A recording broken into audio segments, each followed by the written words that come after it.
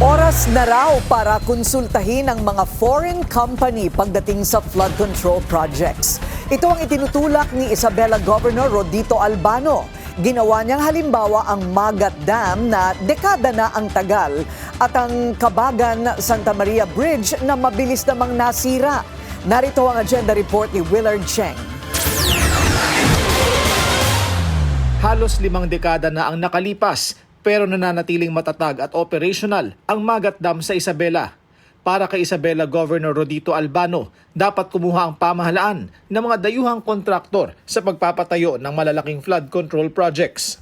Sa memo ng Billionaire News Channel, sinabi ni Albano na patunay ang Magat Dam na mahalaga ang teknolohiya at karanasan sa isang proyekto. Ano ba yung technology na ginamit ni Ferdinand Marcos, yung kanyang mga tauhan ng mga panahon na yon sa pagbuo ng Magat Dam?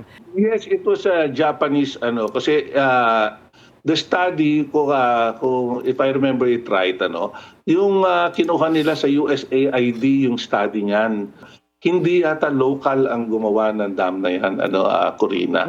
So talagang matibay. Kung tutusin mo, ni walang crack yan, ni walang Dagdag ni Albano, mayroon ng master plan ng Japan International Cooperation Agency para sa Cagayan River. Kasama rito ang pagtatayo ng mga dam at iba pang infrastruktura para kontrolin ang daloy ng tubig. If we were to have a master plan, like for example, na mega dike, na pinag-uusapan nila hanggang ngayon, palagay po ba ninyo kailangan i-subcontract na po yan sa ibang bansa like Japan or I don't know, Singapore? Yes. Yes, opo. Dapat, Corina. That's a very good observation. Na kailangan dalhin na sa mga contractors natin ng mga yung mga foreign contractors kasi sila lang ang may capability gumawa ng mga dams na ganyan. Binanggit din ng gobernador ang pagbagsak ng Kabagan Santa Maria Bridge bilang halimbawa ng kahalagahan ng pagsunod sa orihinal na plano. Ayon sa kanya, mula sa Japan ang disenyo ng tulay at gagawin sana ng Japanese contractor. Pero napunta ito sa DPWH at ibinigay sa isang local contractor.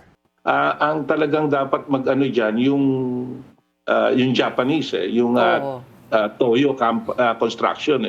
Kaya lang, sa sobrang laki ng budget, 1.8 billion, kasi iconic yung bridge, ang ginawa, sabi nung DPWH, kami na lang ang gagawa ng design, tapos binid sa local contractors, tapos ginawa 10 years patay. Yung pagpupondo, patay. Kasi inamin nung nag-design na kung dinesign nyo talaga doon sa totoo, kasi kinopya na niya lang yung design ng Japanese. Sa usapin ng flood control, isang mensahe ang malinaw na ibinahagi ni Governor Albano.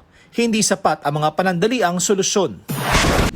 Manatiling nakatutok sa Billionaire News Channel. Sumubaybay sa aming social media accounts at mag-subscribe sa aming YouTube channel para sa mga bago at eksklusibong balita.